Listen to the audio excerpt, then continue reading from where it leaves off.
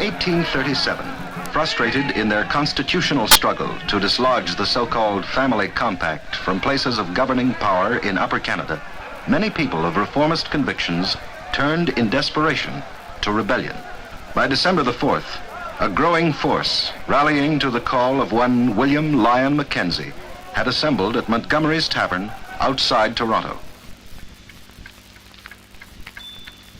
In the worsening situation, the hopes of moderates had been placed in Robert Baldwin, a leading reformer, in spite of the fact that Baldwin had withdrawn from all political life since his wife's death 2 years earlier. Still in the shadow of his personal loss, at the moment when his public leadership was most needed, Robert Baldwin was also troubled by a secret he felt bound to share with no one.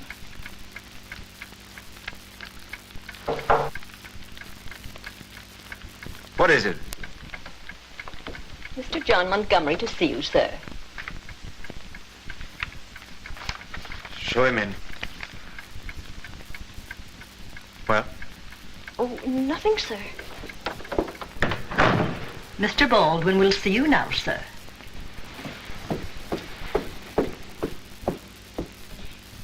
He's reading her letters again, Mum. Jenny, what Mr. Baldwin does is none of your affair. Well, it doesn't seem right, and her 2 years dead. Jenny. Yes, Mum.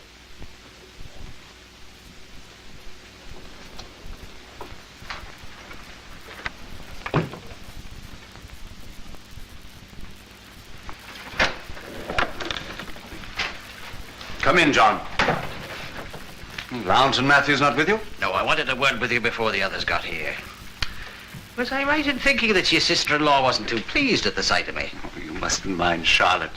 Her family compact background weighs heavily on her at times. Well, John, it's been a long time. Robert, I'm worried. Oh? It's Mackenzie. He doesn't seem to know his own mind. At first, all the talk was demonstrations and meetings. Well, that's fine with me. Nobody's liable to get hurt much demonstrating. And now? Well, things have changed. They're carrying arms. And it's all how we're going to take over City Hall and set up the new government. It's a dangerous situation, Robert, and growing more so with the help of that fool in Government House. Yes? There's 2 more gentlemen to see you, sir. They wouldn't tell me their names. You talk to them, Robert. Maybe you can make them see some sense. Show them in, Jenny. I doubt if what I'll have to say will suit their present mood. I have no sympathy for rebellion. Well, tell them that. They'll listen, Robert. The reform movement owes you a lot. Everyone knows where you stand. Stood, John. Stood. I have no intention of re-entering politics. Talk to them, Robert. That's all I ask. Peter. Good evening, Robert. It's a bitter night. I'll warm myself if you don't mind. Hello, John. Peter. Samuel. I'll come to the point, Robert. We want you to join us. In armed rebellion? We're going to stage a great demonstration, nothing more. You're our man, Robert. With you on our side, we can't lose. There'll be only a handful against us. A bigger handful than you're counting on. You misread the public temper if you think Upper Canada is ready to support a show of arms against the Crown. You're the one who's out of touch with popular feeling, Robert. The countryside is with us. If you join us, it'll be a signal for the few still hanging back. We can be loyal to the Queen and still be free. I'm pledged to constitutional reform. With patience, we'll get it. We've had a belly full of patience. What did patience get you in England? The Colonial Office spat in your face. You're a fool, Robert, if you think we're going to get what we want by sitting back and waiting for it. Look around you, man. We've got no roads, no bridges, no schools, nothing but this rotten family compact riding our backs. Well, of course, these things are wrong. As for a demonstration, I have no objection to that. But if you carry arms, the government will have to arm against you. We'll have civil war. Who said anything about civil war? Would you really believe you can avoid it? The government will call in the regulars at the first sign of real trouble. Robert, come over to the tavern. Talk to the boys. It'll open your eyes. Be a lot of your old supporters there. Boys who used to vote for you. He's right, Robert. 'Twill do no harm to talk to them. You may save some bloodshed if you'll come. I'm sorry. That's no use. He's forgotten all his friends. Come on. Very well. Just remember, Robert, anyone who isn't for us now is no better in our minds than the family compact or Bondhead himself.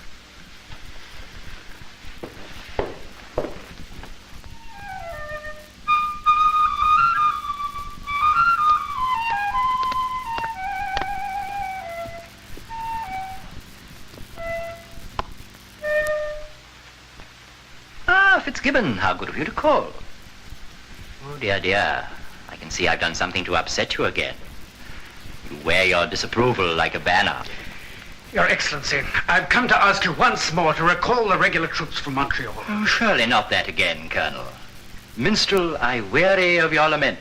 Sir, as commander of the militia, I'm responsible for the safety of this city. And I, for one, shall sleep the sounder, knowing my safety is in your capable hands.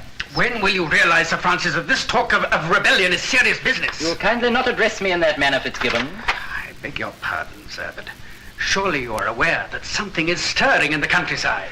I am aware that a few disloyal rascals are making a great deal of noise out of all proportion to their importance. If they are so foolish as to test their pitiful strength against the imperial authority, I welcome the attempt.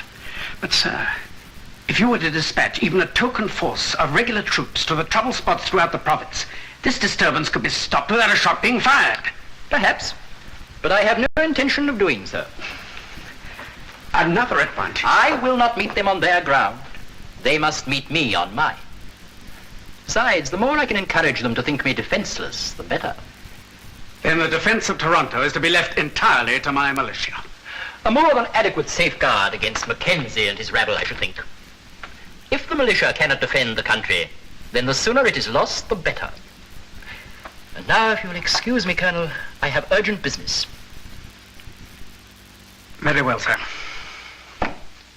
Then it's agreed. Our main force moves to Government House, where we'll pick up Sir Francis.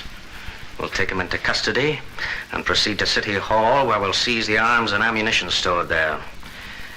After that, it only remains... What's that?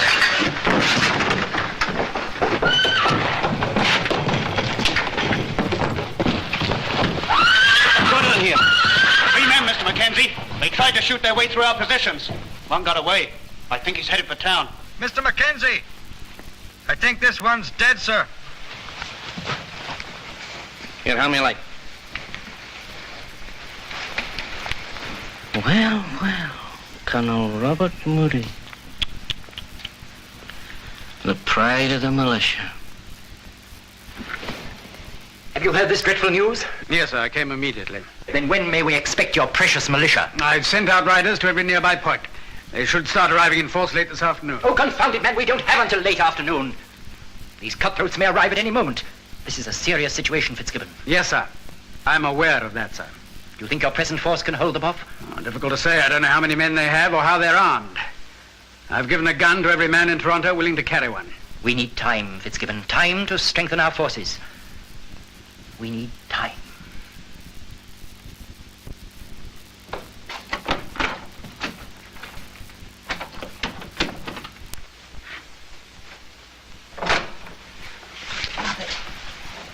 Dr. Strawn is waiting in the study. Oh? What does His Eminence want with me? Whatever it is, it's urgent. He's waited half an hour. Ah, Robert. Good morning, Dr. Strawn. What an unexpected pleasure. I hope, Robert, you're not still angry with me over our little disagreement about government support for our Anglican schools. No, of course not. Can I give you coffee? No, I have something more important on my mind this morning than breakfast. You've heard about Colonel Moody. Yes. It's a dreadful business. We're heading for civil war. It must be stopped. I doubt that it can be stopped now. I've just come from the governor. Moody's death has shocked him. He has a favor to ask of you. Why, what vagary of arrogance does he imagine he can ask me favors? He wants you to carry a flag of truce to the rebels. To what end? I'll quote his own words. Get Baldwin to go and make peace with them. He's not the same man, Robert. What makes him think that I'm the right man for his purpose? They'll give you a hearing. I'm not so sure. What kind of peace is Sir Francis offering? A general pardon if they'll disperse and go to their homes. And their grievances? He promises them full consideration. In other words, nothing. Vague promises. They won't buy it this time, Dr. Strong. Robert, this must be settled. The governor's offer is sincere. Do you think I'd be here otherwise? You're more easily convinced of his sincerity than I am. This is no time for personal feelings, Robert.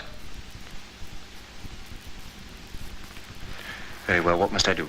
Good. We'll see the governor at once.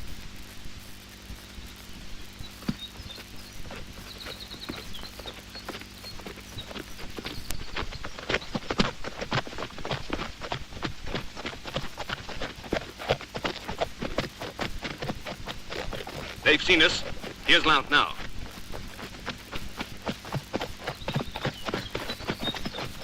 Well, we've been asked by the governor to bring you a message. You're running errands for the scum now, are you, Mr. Baldwin? I assure you, gentlemen, this whole episode is as distasteful to me as it must be to you. I am here solely in the interest of preventing bloodshed. The message, Mr. Baldwin. Complete amnesty if you disperse, and immediate attention to your grievances. It's a trick. Bonehead stalling for time. Is it a trick, Mr. Baldwin? In my opinion, it is not a trick. Your activities have made the governor realize for the first time the seriousness of the situation. You may tell the governor, Mr. Baldwin, that we accept his offer upon the following conditions. That a national convention be held immediately to consider our demands, and that His Excellency put his generous offer into writing. I have no intention of putting my offer in writing. I am not accustomed to having my word questioned. This is not satisfactory to Mackenzie and his rabble. There is no point in our continuing our discussion. Then you never seriously intended to negotiate with them. You may think what you wish, Mr. Baldwin.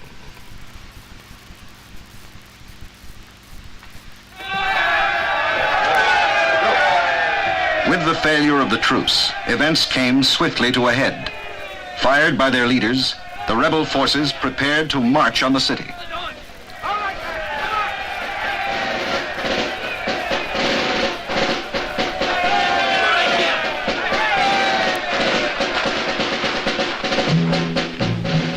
On the afternoon of December 7th, 1837, the Loyalist forces, under the leadership of Sir Francis Bond Head and Colonel Fitzgibbon, moved out of the city to waylay the rebels. They're here!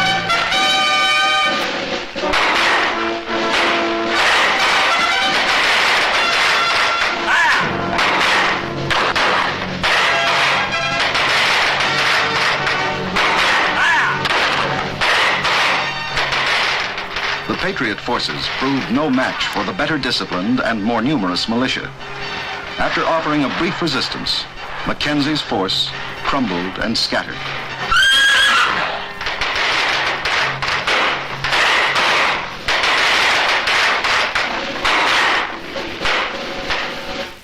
The burning of Montgomery's tavern that evening signaled the end of all hopes for a successful rebellion in Upper Canada.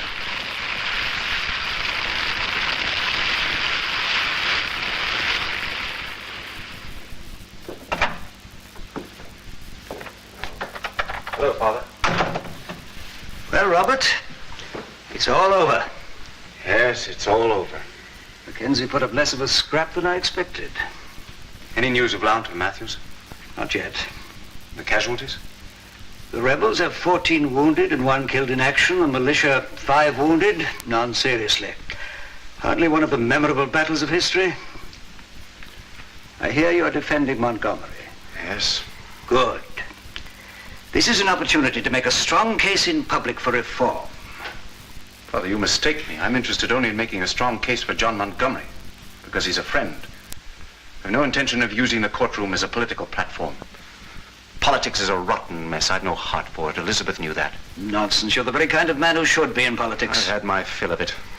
Son, we've led this reform party together. This is our opportunity, don't you see?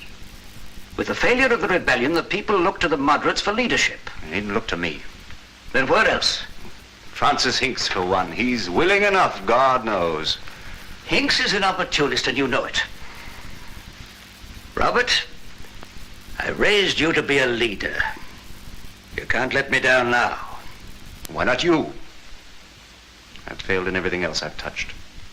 You got elected once? Yes, and I loathed it. Scratching backs, grubbing for votes, swilling rotten whiskey. No, Father, not again. It needn't be that way, Robert. Father, I never intended telling you this, but you forced me to.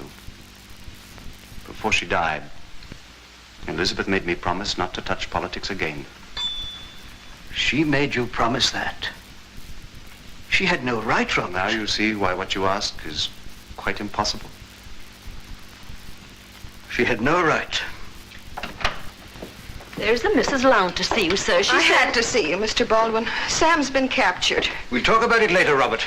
Sam has had a terrible time, Mr. Baldwin. Over 10 hours in a little boat on Lake Erie. And a farmer turned him in for the reward when he was blown ashore.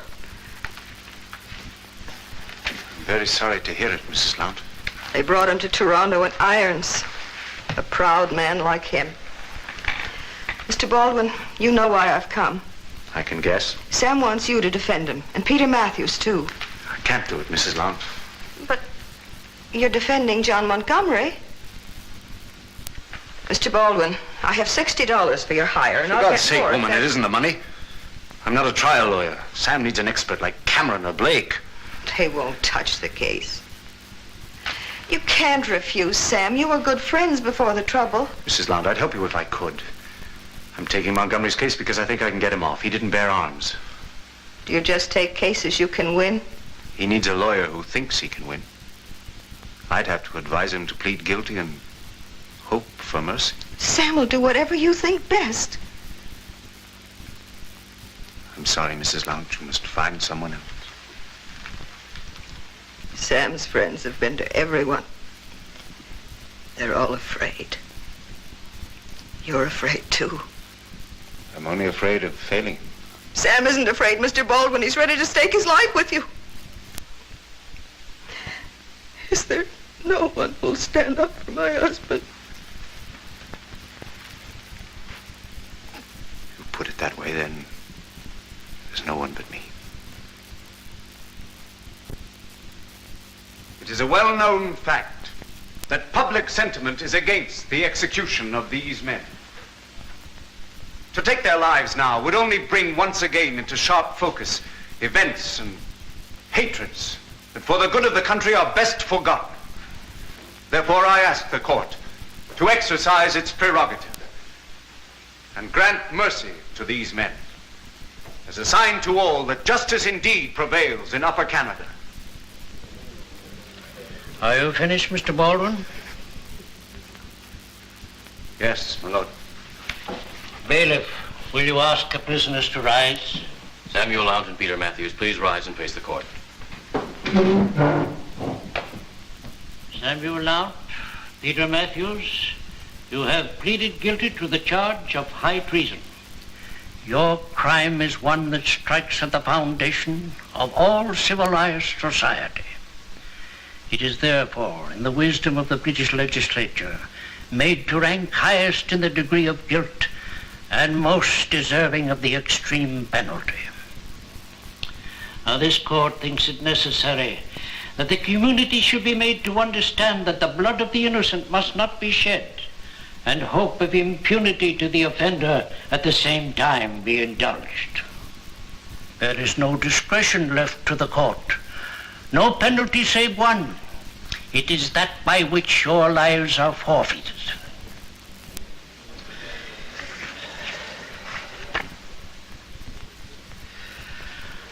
The sentence of this court is that you be taken to the common jail and remain there until 2 weeks hence, when you will be led forth to a place of execution and there hanged by the neck until you are dead.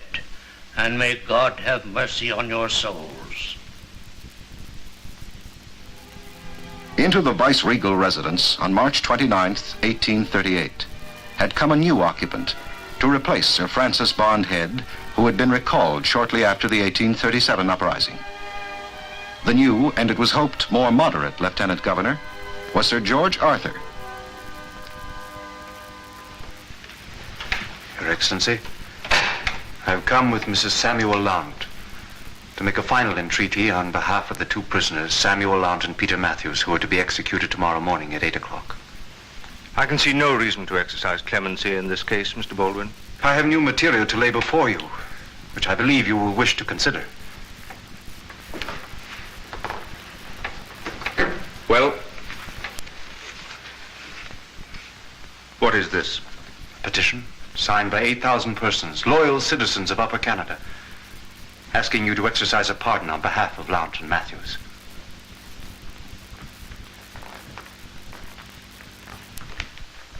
How was this obtained? By the Friends of the Reform Movement. Anyone will sign a petition. I assure you it has been signed by men of character and standing in Upper Canada. That may well be, but it is my opinion these two men deserve their punishment. And do I deserve it too? And my children? Your husband should have thought of that before he joined the rebellion. Spare his life. Please. Only that. Your husband would have stood in better with the council if he'd cooperated in revealing the names of others involved in this rebellion. Sam would never inform. He'd die first. Then I'm sorry, Mrs. Lount, he very likely will. It's no use, Mr. Baldwin. He means to hang him. That was a cruel thing to say. Sir, you are impertinent. Damn your arrogance! It's men like you who drive the people to rebellion. Are you advocating rebellion too, Mr. Baldwin? I'm not far from it. Treason smells far sweeter than this room. I could have you jailed for that. I invite you to, sir. I beg you to jail me. Do so, and I promise you your authority will break on the storm that delivers me. I dare you to have me arrested.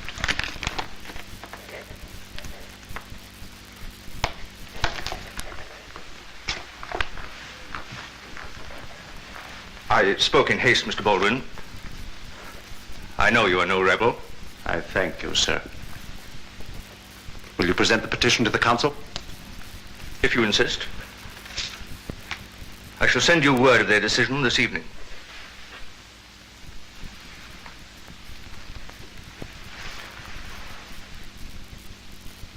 I've covered the province from Kingston to London. Everywhere the talks of Robert. They just want word from us. A word we can't give them. Are you sure he won't accept? Robert lives in the past, Hinks. I've tried to shake him out of it. But he's only going through the motions of living since Elizabeth died. If he should lose Lount and Matthews, that would jar him, wouldn't it? It would put him in the dumps further than ever, I expect. Is it possible to get a message to Lount in his cell? I suppose so. Why? I'll tell you later. Robert. No, Francis. Father. You saw the governor this afternoon? The petition rocked him a little. He's bringing it to council. I'm afraid he made me lose my temper. Robert, you did everything you could. I should have elected trial by jury. Oh, you mustn't blame yourself, Robert. Come, let's talk of something else. Francis has encouraging news. Yes. The reformers want you to be their leader. I've heard it everywhere. It's a great opportunity. Father, we've been all through this. But things have changed, Robert. I see no difference. There's every difference. Lord Durham will be here soon. He's known for his moderate views. We'll have responsible government. Think of it, you'll be premier. The thought pleases you, I see. To satisfy your vanity, you'd have me break a sacred pledge. What are you talking about? What pledge? Never mind that now, Francis. I will grant you your obligation to that pledge, Robert, if you will acknowledge you owe something to us as well.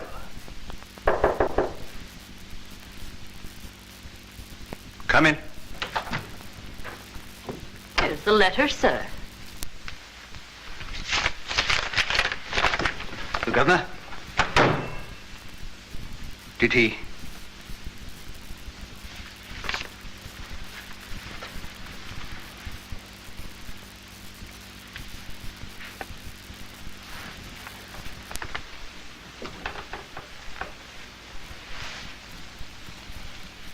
You did your best, Robert.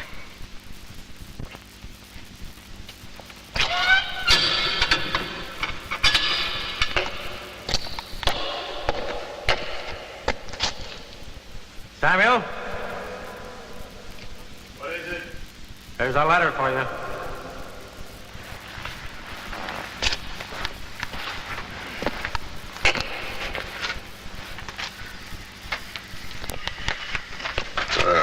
One thing, we got good mail service here.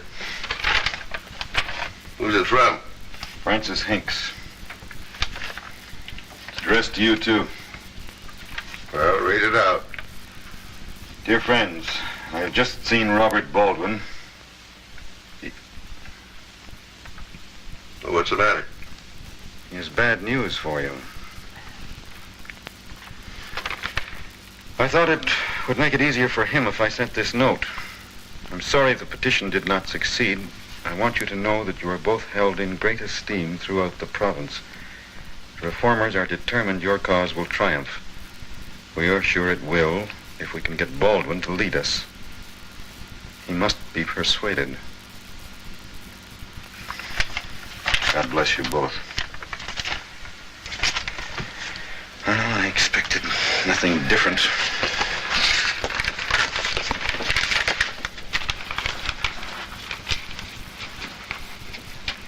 Still, it's hard to know.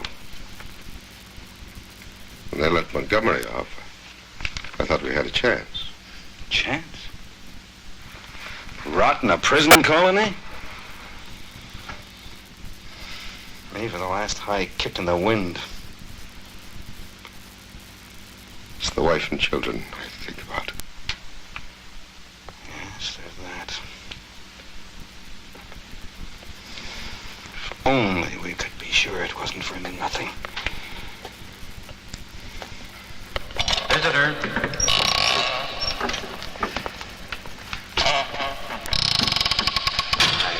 We know. I'm deeply sorry. I thought with the petition... My wife know yet? I want you to be the one to tell her, Robert. Mine, too. Your wife came with me to the governor's, Samuel.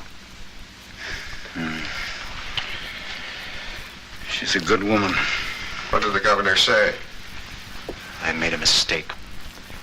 I thought it'd be easier on you than Bondhead. If we'd gone to a jury, things might have been different. I don't know much about the law, Robert. You might be right. Perhaps with a jury we would have had a better chance. I can only say I did my best for you. Maybe you did. But Robert, what's done's done. Peter and I are prepared to die. But we're not prepared to die for nothing. You won't be forgotten. The people will remember what you tried to do. The people need a leader, Robert. They need you. Don't ask that of me. We're going to die tomorrow. That gives us the right to ask. I can't. Tell us you'll fight for reform and we're at peace with you. I must think. There's no time for thinking, Robert. Come, is it a bargain? Well?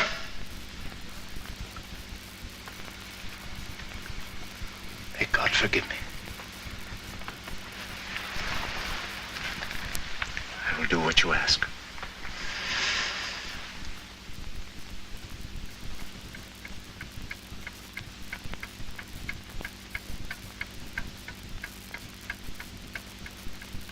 Leadeth me beside the still waters, restoreth my soul. Leadeth me in the paths of righteousness, for his name's sake. Yea, though I walk through the valley of the shadow of death, I will fear no evil, for thou art with me.